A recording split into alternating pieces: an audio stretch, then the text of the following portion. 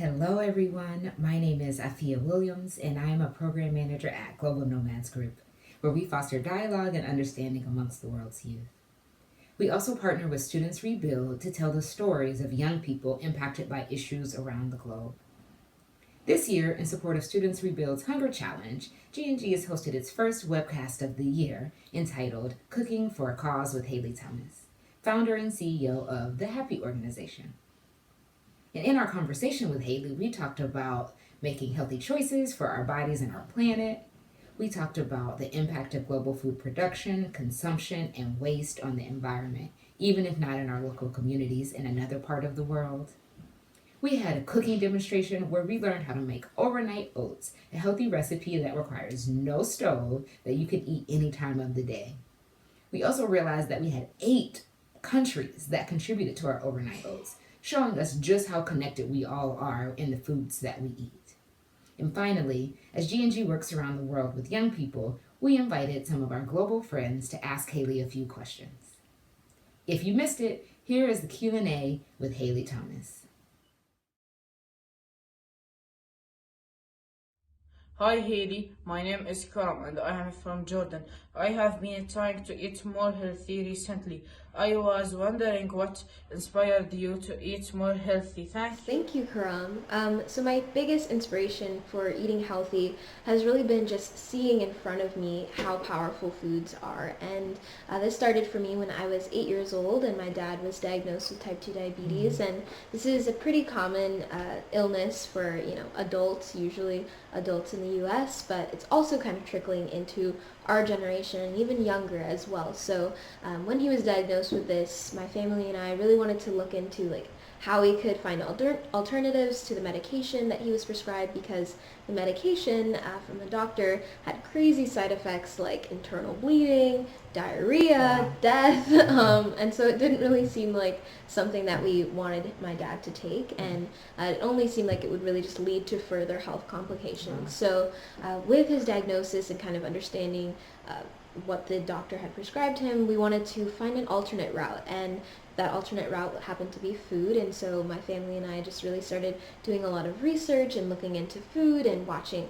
all kinds of food documentaries, which you can find on Netflix, like What the Health or Forks Over Knives. And so we just started watching all of these different things, reading a lot, and taking all the things that we learned about food and applying it to the kitchen, and making sure that we were switching our habits and changing the things that we were eating, swapping out ingredients. We used to eat a lot of white rice and a lot of meat, and so we started to make swaps for that. So instead of doing white rice, we would do lettuce cups, or we would try brown rice. And so those swaps, as well as incorporating more fruits and vegetables into our diet, actually helped to completely reverse my dad's condition. So with that, I was really able to see just how powerful foods are and how important it is to prioritize our health and well-being, because as I mentioned before, kids are also suffering with type 2 diabetes and heart complications, obesity, and so these are all things that stem from how we take care of ourselves and how we do or do not nourish ourselves. And so from that point, I was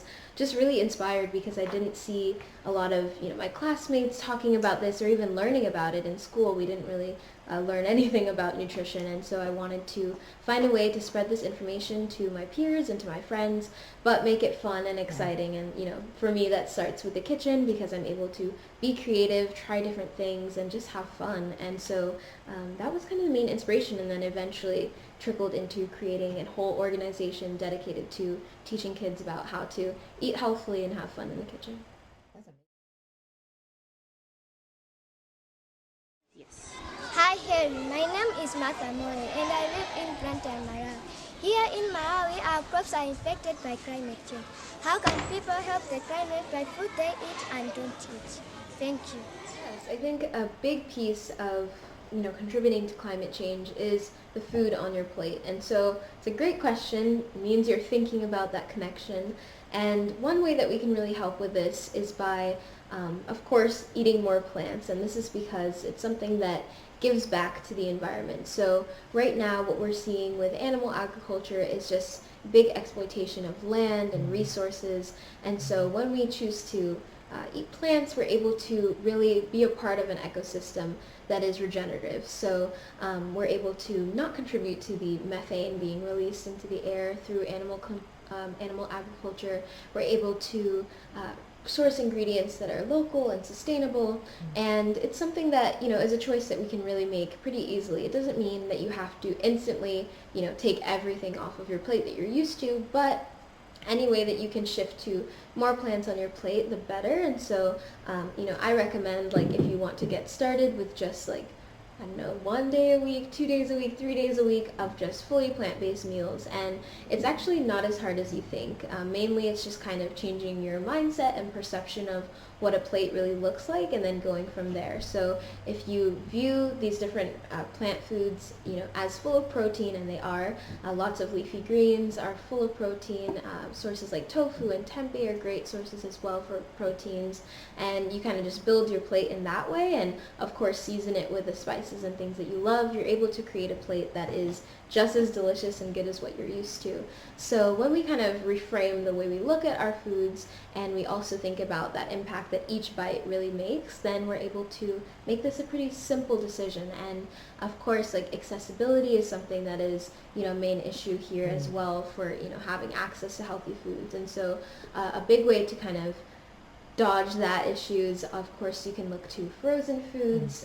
There's lots of frozen fruits and veggies available, also canned fruits and veggies. And so if there's any way that you can just eat less meat, which actually eating plant-based is even more affordable as well. And so, I think when you kind of think about that, talk with your family about it, do some research on your own, you're able to discover that it's actually not that hard, and can be something that you can at least, commit to once a week or a couple times a week to make it happen.